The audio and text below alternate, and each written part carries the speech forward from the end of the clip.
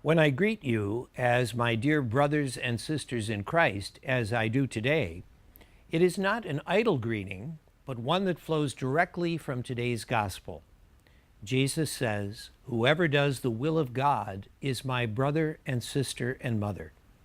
So here we are at Mass, united spiritually as a family of faith in and around Christ, seeking to do God's will. And it is the will of God that we should love Him above all things and our neighbor as ourselves.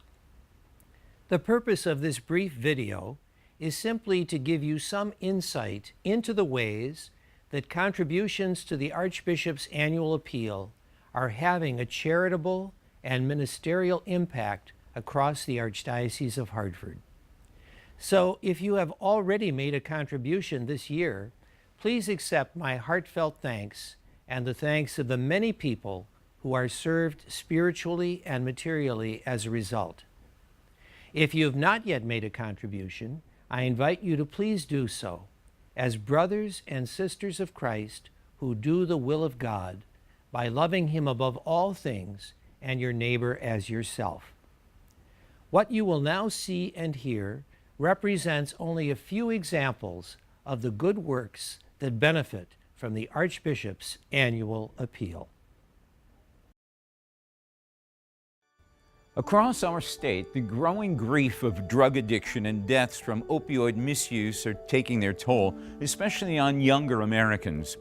The problem is estimated to be twice as bad as during the drug addiction days of the 1980s, and only 1 in 10 persons who need help with substance abuse is getting proper assistance. But in the Archdiocese of Hartford, donations to the Archbishop's annual appeal make it possible to reach out and help an addicted generation. The McCall Center for Behavioral Health in Torrington depends on your generosity. It's very difficult right now in the nonprofit world to continue to keep our doors open with constant cuts to the state budget. Christine Della Valle has stayed sober this past year after a decade-long fight against addiction. I made a decision in detox that I would never be in this place again. And now things are looking up for her family too. Now that I'm sober and I'm paying attention to his schoolwork and stuff like that, he's like, "Mom, you're being too protective." And it's like, no, I'm doing what a mom is supposed to do. Now your donation to the Archbishop's annual appeal helps repair and restore damaged family relationships in other ways too. Family centers in the Archdiocese of Hartford help avert the single greatest danger to a family's future, that is, the absence of a good father.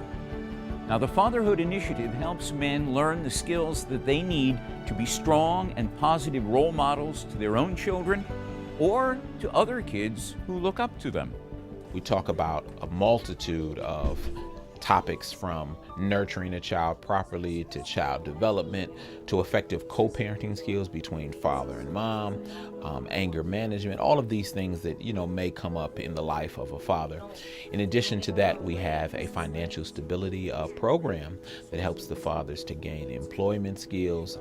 When you give money to a program that helps fathers, you're helping the whole family. When you give money to a program that helps to educate, empower, employ fathers, you're providing something for the whole family, because that income the father is getting is going to be a blessing to the mom, it's going to be a blessing to the kids. Children are helped in other ways by your donations to the Archbishop's annual appeal.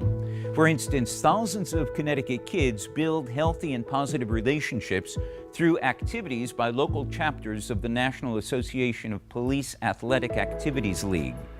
They're changing the attitude of 4 in 10 youth who say they do not trust the police. PAL gives me the opportunity to bridge that gap and to say, hey, we're just like your dad, we're normal people. First place we went was bowling, and there was different police officers with different groups of kids. And then we did laser tag, which was really fun. Yes, really fun. Really helping children and really growing in popularity. When I got involved about 5-6 years ago, we only had about 60 to about maybe 80 kids. And we've expanded our camp This past year, we've had 535 kids. So our programs have expanded, and that's all because of the generous donations of the Archdiocese and other community members. When they grow up, earning a college degree becomes nearly essential for young people. But that pursuit of higher education puts them in an environment that both challenges faith and questions religion.